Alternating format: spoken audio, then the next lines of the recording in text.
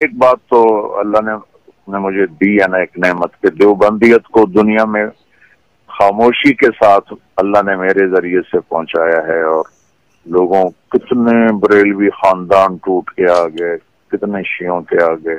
उनको करीब करने के लिए कुछ करना पड़ता है, बाकी अल्लाह का फजल है। मैं अपने अकाबिर के साथ हूँ, उन्हीं के तरीके पर हूँ।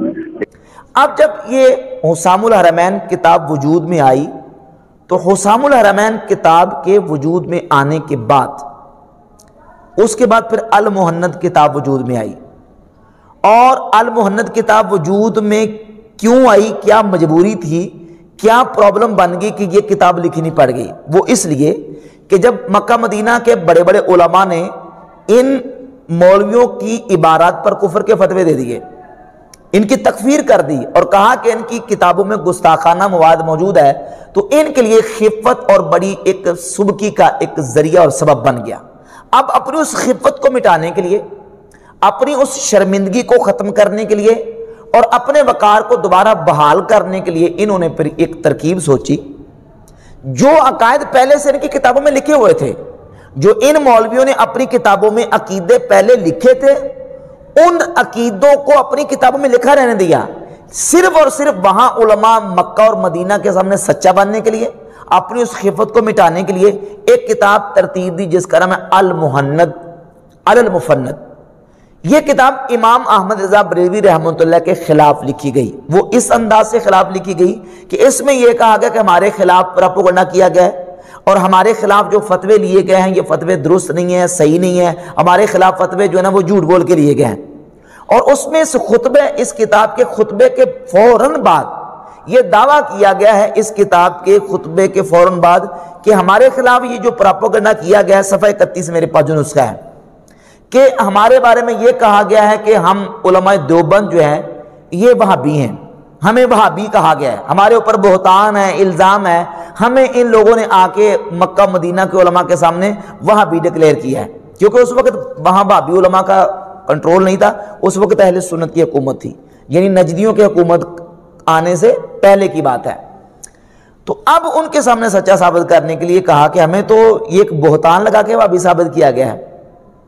अब हम इसी बात को देख लेते हैं कि आया कि उलमाए देवबंद को जो अहले सुन्नत बरेलवी उलमा ने वहाबी कहा है ये बोहतान है या कि हकीकत है। इस मसले को और इस बात को समझने के लिए हमें वहाबियत की तारीफ और डेफिनेशन उसकी ज़रूरत पेश आएगी। वहाबी किसे कहते हैं, वहाबी कौन होता है और वहाबी किसे कहा जाता है? तो आसान सी बात यह है कि वहाबी उसे कहते हैं जो मोहम्मद इब्न अब्दुल वहाब नजदी के अकायद व नज़रियात को दुरुस्त समझता हो और इब्न अब्दुल वहाब नजदी के अकायद को उम्दा समझता हो, उसका मुत्तबे हो, उसको वहाबी कहा जाता है। अब सवाल ये पैदा होता है कि अल मुहन्नद किताब लिखे जाने से पहले उलमाए देवबंद जिन मौलवियों के ऊपर आला हज़रत ने फतवे दिए हैं वो इब्न अब्दुल वहाब नजदी के अकायद को दुरुस्त समझते थे या नहीं, इब्न अब्दुल वहाब नजदी के बारे में क्या राय रखते थे? तो इस सिलसिले में मैं ये हवाला पेश करता हूं मकतब फ़िक्र देवबंद के कुतुबुल अक्ताब रशीद अहमद गंगोई की किताब फतावा रशीदिया। फतावा रशीदिया के सफ़ा नंबर 110 पर गंगोई साहब लिखते हैं कि इस वक्त और इन अतराफ में वहाबी मुत्तबे सुन्नत और दीनदार को कहते हैं। यानी हमारे इलाके में जो बड़ा मुत्तबे सुन्नत का पैरोकार और बड़ा दीनदार हो उसको वहाबी कहा जाता है। ये तारीफ कर रहे हैं गंगोई साहब अपनी किताब फतावा रशीदिया में वहाबी की। और फिर सफ़ा 280 पर, ये जो HM सईद से छपा फतावा रशीदिया, सफ़ा 280 पर लिखते हैं कि मोहम्मद बिन अब्दुल वहाब को लोग वहाबी कहते हैं। वो अच्छा आदमी था, सुना है कि मजहब हम्बली रखता था और आमिल बिल हदीस था, बिदात व शिरक से रोकता था, मगर तशदीद इसके मिजाज में थी, वल्लाहु ताला आलम।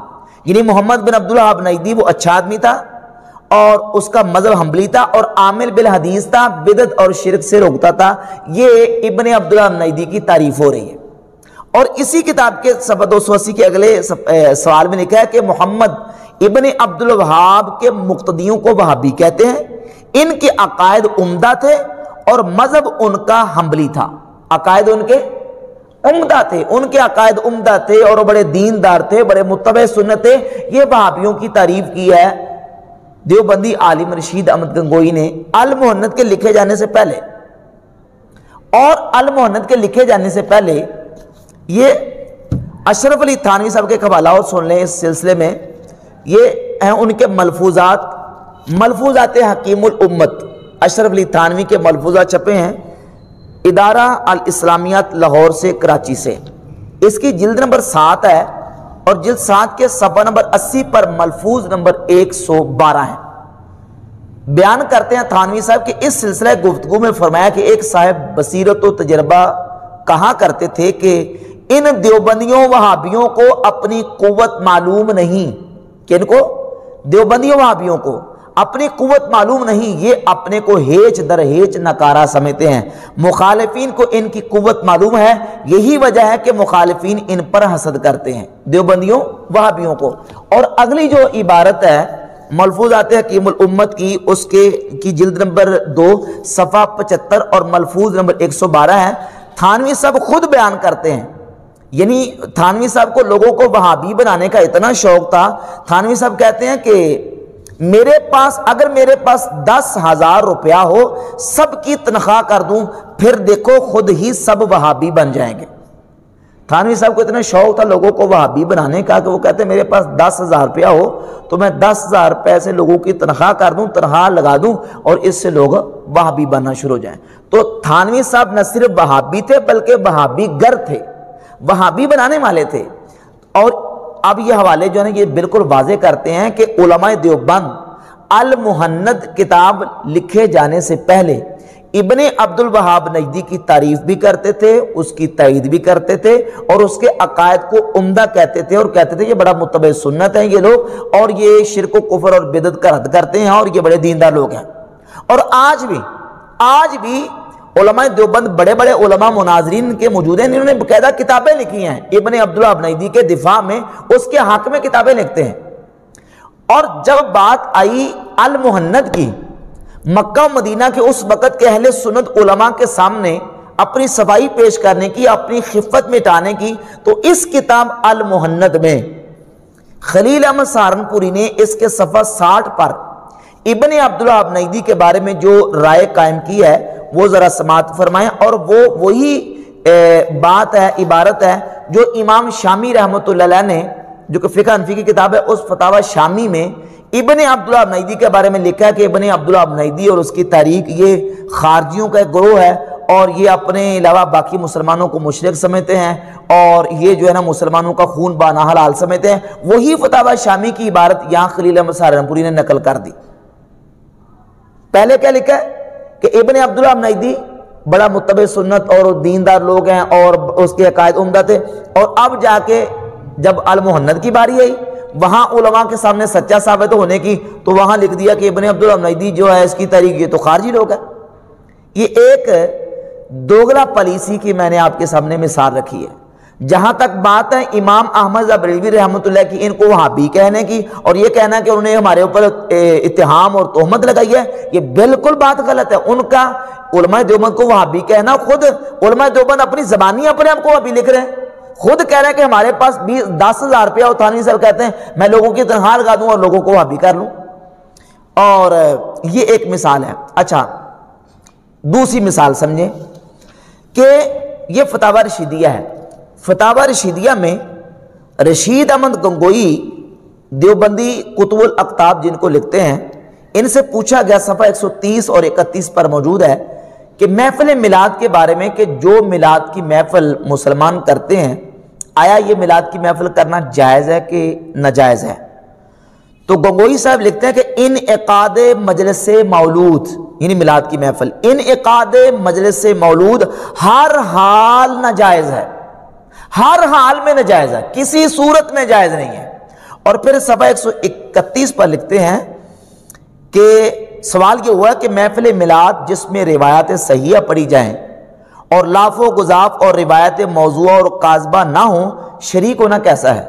جس میلاد کی محفل میں جھوٹی روایتیں نہ ہوں اور اس طرح کی جو نا وہ غلط قسم کی روایتیں، موضوع قسم کی روایتیں نہ پڑھی جائیں، صحیح روایتیں پڑھی جائیں۔ میلاد کی محفل ہو تو اس میں شریک ہونا جائز ہے یا ناجائز، کیسا ہے؟ تو گنگوئی صاحب لکھتے ہیں کہ ناجائز ہے بسبب اور وجوہ کے، یعنی ہر صورت میں ہر حالت میں ناجائز ہے۔ اب یہ تھا عقیدہ علماء دیوبند کا المہند لکھے جانے سے پہلے، اور جب یہ کتاب المہند لکھی گئی تو خلیل احمد سہارنپوری نے وہاں علماء حرمین کے سامنے سچا ثابت ہونے کے لیے اور اپنی خفت مٹانے کے لیے اس کتاب کے صفحہ نمبر 123 پر لکھا کہ بالکل ہم تو میلاد کی محفل کو جائز سمجھتے ہیں۔ پہلے کیا لکھا؟ ہر حالت میں ناجائز ہے، اور اب المہند میں کیا لکھا کہ ہم اس کو جائز سمجھتے ہیں۔ اب ایک اور تیسری اس کی مثال سمجھ لیں کہ یہ صرف اپنی خفت مٹانے کے لیے المہند دفع البقتی کے لیے لکھی گئی ہے۔ وہ تیسری مثال ہے کہ آپ تقویۃ الایمان کتاب اٹھا کر دیکھ لیں، فتاوی رشیدیہ اٹھا کر دیکھ لیں، علماء دیوبند کی کتابوں میں اصحاب قبور سے فیض لینا اور ان کی ارواح سے استمداد یا استعانت یا استغاثہ، اس کو باقاعدہ انہوں نے شرک لکھا ہے۔ لیکن چونکہ اس وقت مکہ مدینہ میں اہل سنت علماء تھے، استغاثے کو، استشفاء کو وہ جائز سمجھتے تھے، اور جو اس کا منکر تھا وہ اس کو وہابی سمجھتے تھے۔ اب ان کے سامنے جب اپنا سنی ہونا ثابت کرنا تھا تو ان کے سامنے بالکل واضح طور پر اس کتاب کے صفحہ 58 پر خلیل احمد سہارنپوری نے لکھا ہے کہ اب رہا مشائخ کی روحانیت سے استفادہ اور ان کے سینوں اور قبروں سے باطنی فیوز پہنچنا سو بے شک صحیح ہے، مگر اس طریق سے جو اس کے اہل اور خواص کو معلوم ہے، نہ اس طرح سے جو عوام میں رائج ہے۔ یعنی کہتے ہیں اصحاب قبور سے روحانی اور باطنی سینہ بسینہ فیض لینے کو بھی ہم جائز سمجھتے ہیں۔ پہلی کتاب میں شرک لکھا، اس کو بدعت لکھا، اور اب علماء حرمین کے سامنے سچا ثابت ہونے کے لیے، دفع الوقتی کے لیے، اپنی خفت مٹانے کے لیے کہہ دیا کہ ٹھیک ہے جی ہم اس کو جائز سمجھتے ہیں۔ تو یہ ہے المہند کی حالت اور یہ اس کی حقیقت ہے، جبکہ بحمد تعالیٰ اللہ کے فضل و کرم سے یہ دوغلا پالیسی آپ اہل سنت بریلویوں میں نہیں دیکھیں گے۔ اللہ کے فضل و کرم سے جو ہمارے امام نے اور اہل سنت کے بڑے علماء نے اس وقت فیصلہ دیا، ہم آج بھی اسی پر کھڑے ہیں، ہم آج بھی اسی پر کھڑے ہیں۔ لیکن جو فیصلہ، جو فتویٰ جس انداز سے دیا گیا، جن مولویوں کے بارے میں فتویٰ دیا گیا، بحمد تعالیٰ ہم اسی پر کھڑے ہیں۔ نہ ہمارے اندر منافقت ہے، نہ دوغلا پالیسی ہے، نہ دوغلا پن ہے، نہ ہمارے اندر چاپلوسی ہے۔ اللہ کے فضل و کرم سے ہمارا چونکہ ایمان عقیدے کا مسئلہ ہے، اور نبی پاک صلی اللہ علیہ وآلہ وسلم کی جو نا وہ شان اقدس کا مسئلہ ہے، حرمت رسول کا مسئلہ ہے، حضور کی ختم نبوت کا مسئلہ ہے، تعظیم مصطفیٰ اداب رسالت کا مسئلہ ہے۔ جو نبی پاک صلی اللہ علیہ وسلم کی ذات اقدس کی توہین یا گستاخی کرے گا، یا حضور کی ختم نبوت، حضور کے آخری نبی ہونے کا منکر ہوگا، وہ چاہے کوئی ہو، بریلوی ہو یا دیوبندی، لیگی ہو یا نیچری، وہ چاہے وہ ندوی ہو یا کوئی اور ہو، اپنا ہو یا بیگانہ ہو، کوئی ہو، ہم اس مسئلے میں اپنے پرائے کا کوئی امتیاز اور فرق اللہ کے فضل و کرم سے نہیں کرتے۔